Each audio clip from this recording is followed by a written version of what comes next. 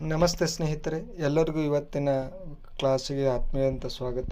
ನಾವು ದಿನನಿತ್ಯ ಬಳಸುವ ವಾಕ್ಯಗಳನ್ನು ಇಂಗ್ಲೀಷ್ನಲ್ಲಿ ಯಾವ ರೀತಿ ಬಳಸೋದು, ಯಾವ ರೀತಿ ನಾವು ಇಂಗ್ಲೀಷ್ನ ಕಲಿಯೋದು, ಇಂಪ್ರೂವ್ ಮಾಡ್ಕೊಳ್ಳೋದು ಅಂಥೇಳಿ ನಾನು ಈ ವಿಡಿಯೋದಲ್ಲಿ ನಿಮಗೆ ಹೊಸ ಹೊಸ ವಾಕ್ಯಗಳನ್ನು ತರ್ತಾ ಇದ್ದೀನಿ. ಅವು ದಿನನಿತ್ಯ ನೀವು ಬಳಸುವಂಥ ಪದಗಳೇ. ಯಾಕಂದರೆ ಮೊದಲು ಅವಕ್ಕೂರ್ನ ತಿಳ್ಕೊಂಡು ಅಂದರೆ ನಮಗೆ ಇಂಗ್ಲೀಷ್ ಈಸಿ ಆಗ್ತದೆ, ಆಮೇಲೆ ವಾಕ್ಯಗಳನ್ನು ಕಲೀಲಿಕ್ಕೆ ಈಸಿ ಆಗ್ತದೆ. ಅದಕ್ಕೆ ಈ ವಿಡಿಯೋಗಳನ್ನು ಸ್ವಲ್ಪ ಲಾಂಗ್ ಆಗಿರ್ತವೆ, ಯಾಕಂದ್ರೆ ಸ್ವಲ್ಪ ಸ್ಲೋ ಆಗಿ ವಿಡಿಯೋ ಮಾಡ್ತಿರ್ತೀನಿ ಅಲ್ಲಿ ತಿಳಿಬೇಕಂತೇಳಿ. ಅದಕ್ಕೆ ಯಾರೂ ಮಧ್ಯಕ್ಕೆ ಸ್ಕಿಪ್ ಮಾಡಬೇಡಿ. ಸ್ಕಿಪ್ ಮಾಡದೆ ಪೂರ್ತಿಯಾಗಿ ವಿಡಿಯೋ ನೋಡಿ ಅರ್ಥ ಆಗ್ತದೆ. ಹಾಗೆ ಆ ವಾಕ್ಯಗಳನ್ನು ನೋಟ್ಸ್ ಮಾಡಿ ಇಟ್ಕೊಳ್ಳಿ. ಬರೀ ಯೂಟ್ಯೂಬಲ್ಲಿ ನೋಡೋದ್ರಿಂದ ನಿಮಗೆ ಇಂಗ್ಲೀಷ್ ಅರ್ಥ ಆಗೋದಿಲ್ಲ. ಯಾಕೆ ಅವು ನೋಟ್ಸ್ ಮಾಡಿಕೊಂಡು ಡೈಲಿ ಬಳಸಬೇಕು. ಬಳಕೆಯಲ್ಲಿ ಮಾಡುವುದರಿಂದ ನಿಮಗೆ ಈಸಿಯಾಗಿ ಇಂಗ್ಲೀಷ್ನ ಮಾತನಾಡಲು ಮತ್ತು ಓದಲು ಬರೆಯಲು ಕಲಿಯುತ್ತೀರ.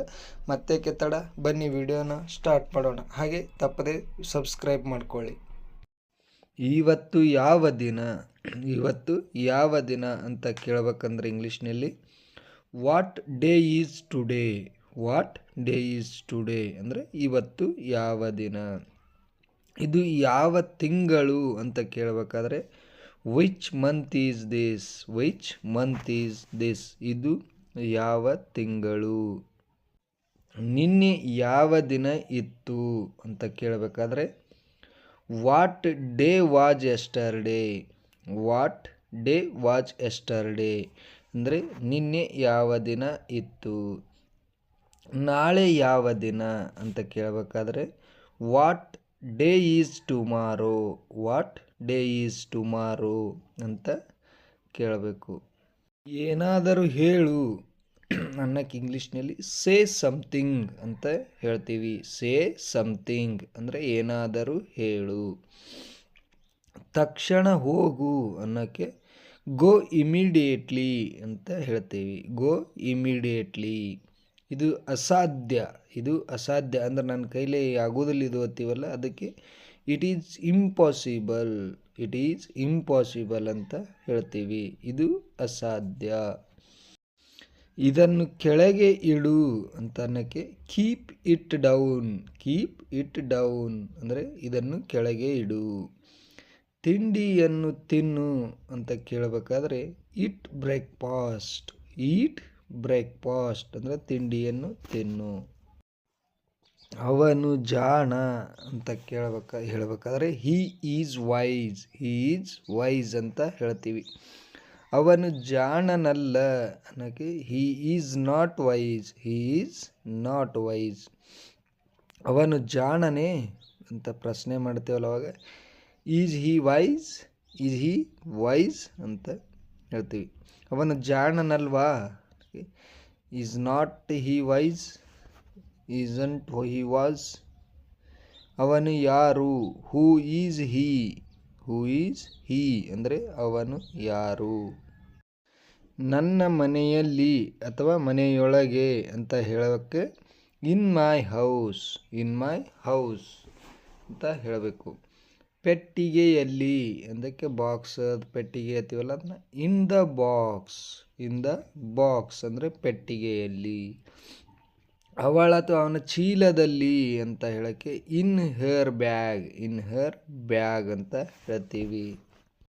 ನನಗೆ ಅದರ ಅವಶ್ಯಕತೆ ಇತ್ತು ಅಂತ ಹೇಳಬೇಕಾದ್ರೆ ಐ ನೀಡೆಡ್ ದ್ಯಾಟ್ ಅಂತ ಇಂಗ್ಲೀಷ್ನಾಗ ಹೇಳ್ತೀವಿ. I needed that.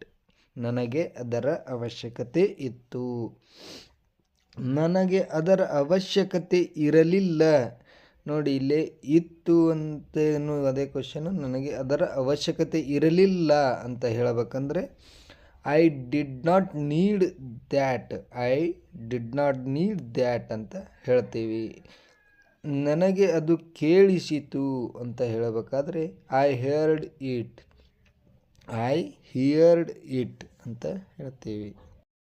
ಒಂದು ಲೋಟ ನೀರನ್ನು ಕೊಡು ಅಂತ ಕೇಳೋಕ್ಕೆ give me a glass of water. Give me a glass of water ಅಂತ ಕೇಳ್ತೀವಿ. ತಿನ್ನೋಕ್ಕೆ ಏನಾದರೂ ತಗೊಂಡು ಬಾ ಅಂತ ಹೇಳಬೇಕಾದ್ರೆ ಇಂಗ್ಲೀಷ್ನಲ್ಲಿ get something eat. Get something to eat. Get something to eat ಅಂತ ಕೇಳ್ತೀವಿ. ನಿಮಗೆ ಏನಾದರೂ ಬೇಕಾ ಅಂತ ಕೇಳಬೇಕಂದ್ರೆ do you need anything. Do you need anything. ನಿಮಗೆ ಏನಾದರೂ ಬೇಕಾ ಅಂತ ಅರ್ಥ. ನನಗೆ ಇಂಗ್ಲೀಷ್ ಚೆನ್ನಾಗಿ ಬರುತ್ತೆ ಅಂತ ಹೇಳೋಕ್ಕೆ I am good at English.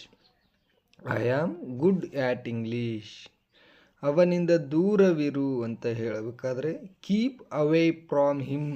Keep away from him ಅಂತ ಹೇಳಬೇಕು. ನನ್ನ ಹತ್ರ ಸುಳ್ಳು ಹೇಳಬೇಡ ಅನ್ನೋಕ್ಕೆ don't lie to me. Don't lie to me ಅಂತ ಹೇಳಬೇಕು. ಸದ್ಯಕ್ಕೆ ನಾನು ಬ್ಯುಸಿಯಾಗಿದ್ದೇನೆ ಅಂತ ಹೇಳಬೇಕಾದ್ರೆ I am busy right now. I am busy right now ಅಂತ ಹೇಳಬೇಕು. ಇದು ನಿಮ್ಮ ಭ್ರಮೆಯಾಗಿದೆ ಅಂತ ಹೇಳೋಕ್ಕೆ it is your illusion. It is your illusion. ಇವತ್ತು ನನಗೆ ರಜೆ ಇದೆ ಅಂತ ಹೇಳೋಕ್ಕೆ today is my day off ಅಂತ ಹೇಳ್ತೀವಿ. Today is my day off ಅಂದರೆ ಇವತ್ತು ನನಗೆ ರಜೆ ಇದೆ. ಒಳಗೆ ಹೋಗಬೇಡ ಅಂತ ಹೇಳಬೇಕಂದ್ರೆ ಇಂಗ್ಲೀಷ್ನಲ್ಲಿ don't go inside. Don't go inside. ಒಳಗೆ ಹೋಗಬೇಡ.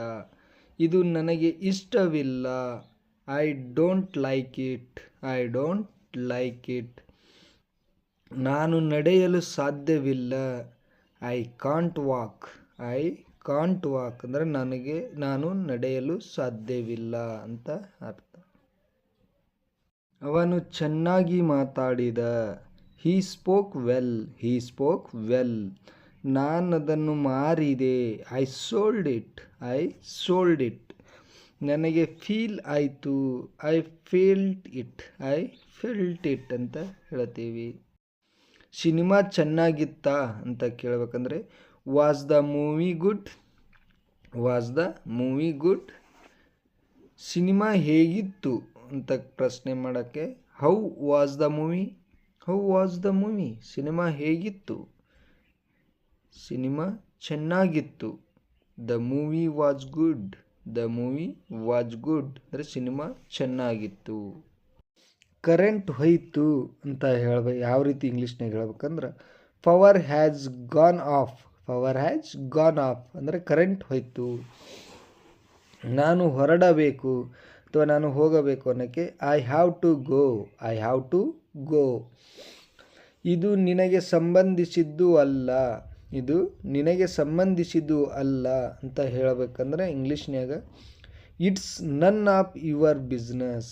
It's none of your business ಅಂದರೆ ಇದು ನಿನಗೆ ಸಂಬಂಧಿಸಿದ್ದಲ್ಲ ಅಂತ ಹೇಳಿದಾಗ.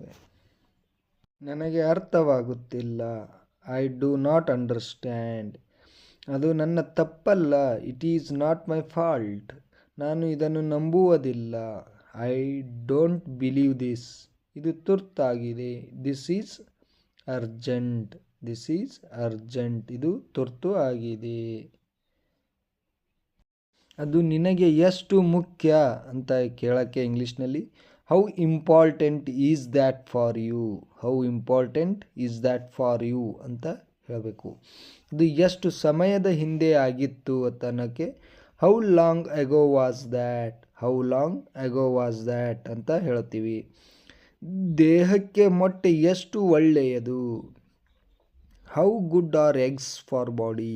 How good are eggs for body ಅಂತ ಹೇಳ್ತೀವಿ. What are you saying. ನೀವೇನು ಹೇಳುತ್ತಿದ್ದೀರಿ. ವಾಟ್ ಆರ್ ಯು ಸೇಯಿಂಗ್ ಅಂದರೆ ನೀವು ಏನು ಹೇಳುತ್ತಿದ್ದೀರಿ.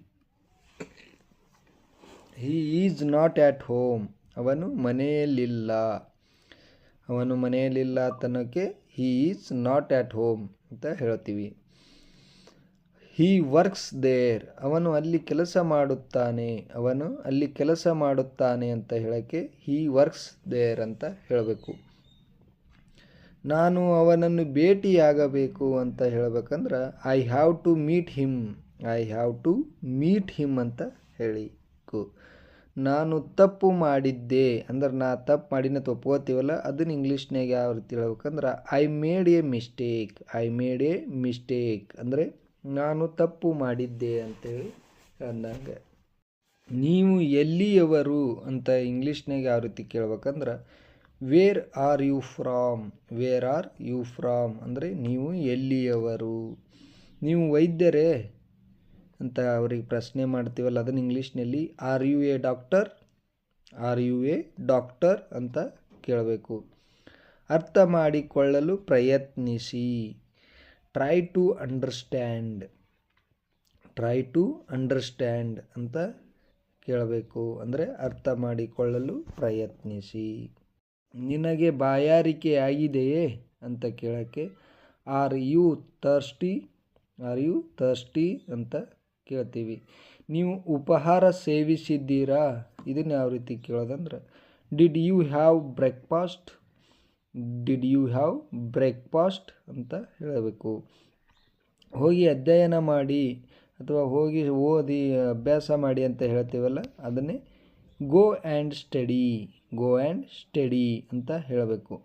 ಹೋಗಿ ಹೊರಗೆ ಆಟವಾಡಿ, ಅಥವಾ ಮಕ್ಕಳಿಗೆ ಅದು ಹೇಳ್ತಿರ್ತೀವಲ್ಲ ಮನೆಯಾಗಿದ್ದಾಗ ಹೊರಗೆ ಹೋಗಿ ಆಟ ಆಡ್ರಿ ಅಂತೇಳಿ, ಅದನ್ನು ಯಾವ ರೀತಿ ಇಂಗ್ಲೀಷ್ನಲ್ಲಿ ಹೇಳಬೇಕಂದ್ರೆ ಗೋ ಆ್ಯಂಡ್ ಪ್ಲೇ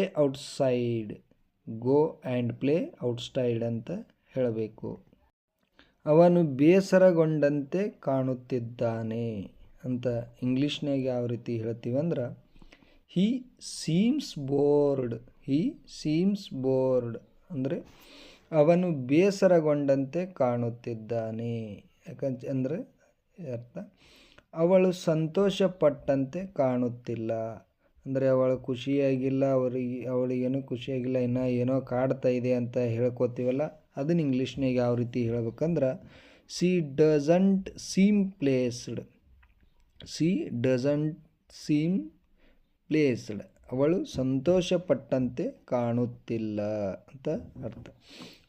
ನೀನು ಚಿಂತೆಯಲ್ಲಿ ಇದ್ದಂತೆ ಕಾಣುತ್ತಿದ್ದೀಯಾ ಅಂದರೆ ಎದುರಿಗಿರೋರಿಗೆ ಕೇಳ್ತೀವಲ್ಲ, ಯಾಕೋ ಏನೋ ಚಿಂತೆ ಮಾಡಾಕತ್ತೀಯಲ್ಲತ್ತೀವಲ್ಲ, ಅದನ್ನು ಇಂಗ್ಲೀಷ್ನಾಗ ಯಾವ ರೀತಿ ಹೇಳ್ಬೇಕಂದ್ರೆ ಯು ಲುಕ್